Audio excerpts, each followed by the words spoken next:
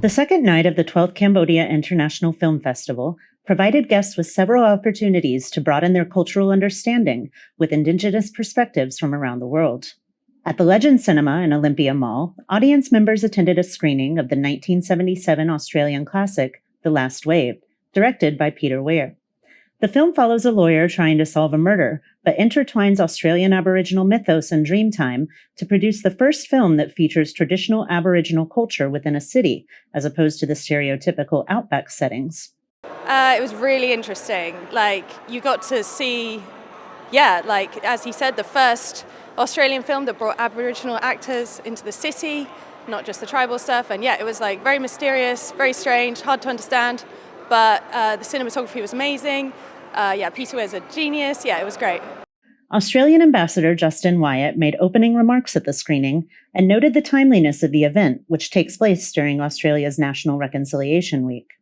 We reflect on the struggle for Indigenous rights and justice, the leaders who've taken that forward, and the steps that still need to be taken, the unfinished business we have of reconciliation in Australia. Across town at the Bopana Center that same evening, Indigenous Cambodian film students were exhibiting their latest work for the Arts of Visibility and Positive Social Change project, co-sponsored by the Cambodia Indigenous Peoples Organization. The project provides scholarships to 24 young people from different Indigenous communities in Ratanakiri and Mondulkiri provinces, who are trained in everything from pre-production research to graphic design and curating exhibitions. The project is in line with what film critic Richard Kuipers details is an important moment in Cambodia's development on the international stage. I think there's an understanding in all sorts of circles, in commercial world, within government agencies, that cinema is one of the best exports you can have. The cultural economy is just as important as your mineral exports or anything else that you send to the rest of the world. And what's happening with Cambodian cinema is it's telling the world about this country in ways that haven't been possible before. A photo exhibition debuted last night detailing the process of producing the trainees' films and their efforts to build Indigenous archives. The photos are a fascinating collection that documents things like Indigenous basket weaving and fishing techniques, freshwater collection, and the disparity of clothing between the young and old in the provinces.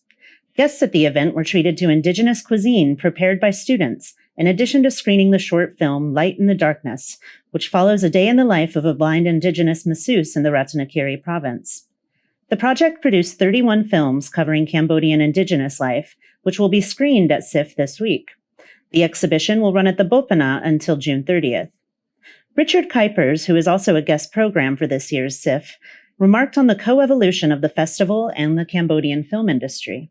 It's hugely important because I think if you look at the development of Cambodian cinema, it correlates exactly with the development of the Cambodia International Film Festival. When this festival started, there wasn't much of a film industry in Cambodia.